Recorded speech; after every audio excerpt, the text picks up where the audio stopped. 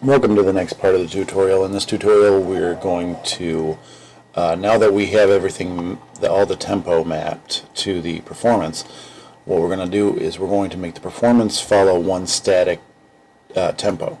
Essentially we're going to time stretch all the measures in this entire song so it's one straightforward tempo. And this is, this is something that can be adjusted as you go. You can change that, but basically, as you can see, like whatever measure I'm on right now, 39, is 94.982 beats per minute, and we want a nice static number. So the first step that we need to do is we need to save a new version.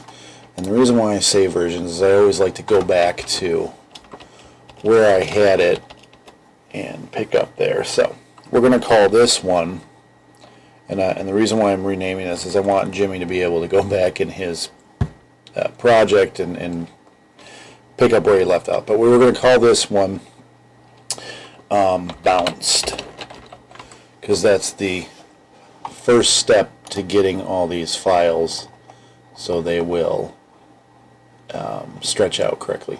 Now, the reason why I'm doing this is because you see how we have a bunch of,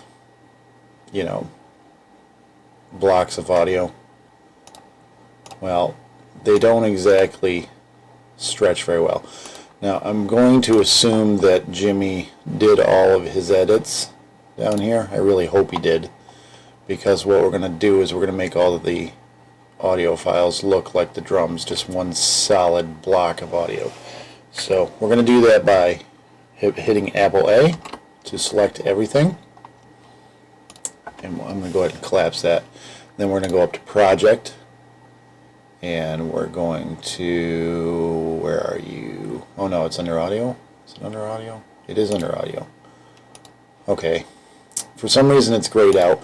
I'm assuming that's because I have stuff selected that I can't do that with. So we'll just do it section at a time. So we're going to go up to, and it includes the drums because we need to rebounce them because we need to stick our new tempo track onto them. I know that it's kind of weird to say, but basically when you bounce it, it automatically goes, oh, this was the tempo it was recorded at. It's kind of a way of stamping the tempo onto the audio. So we're going to hit Bounce Selection, and when it says Replace Events, we're going to replace the events. And I'll do that again slower so you know what the heck I just did. And we're going to wait for it to do all of them, and it will redo all that. Now, for some reason, the drums have the vocal tracks in them. I'm not entirely sure why, but it doesn't matter. I'm going to leave everything alone. We're going to select the vocal tracks, and I'm just dragging around them. We're going to go up to Audio, Bounce Selection, Replace Events, and that creates one solid thing. Now, those aren't clipped. I'm just zoomed way in, so we can zoom out. They're not clipping.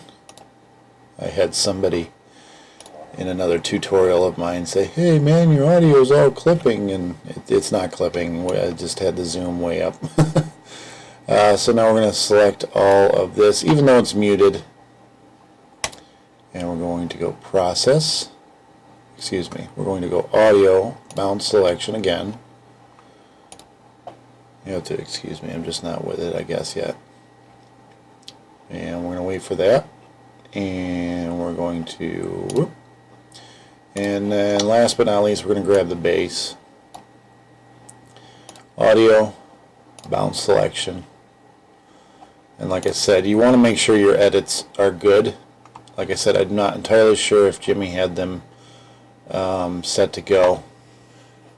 So that's why I'm doing save as versions, so he can go back and, he doesn't have to do this step if he doesn't want to. So now that we're working with all of that, I think I'll make it a separate video, but we can go on to the next step, and I'll show you the next step in the next video.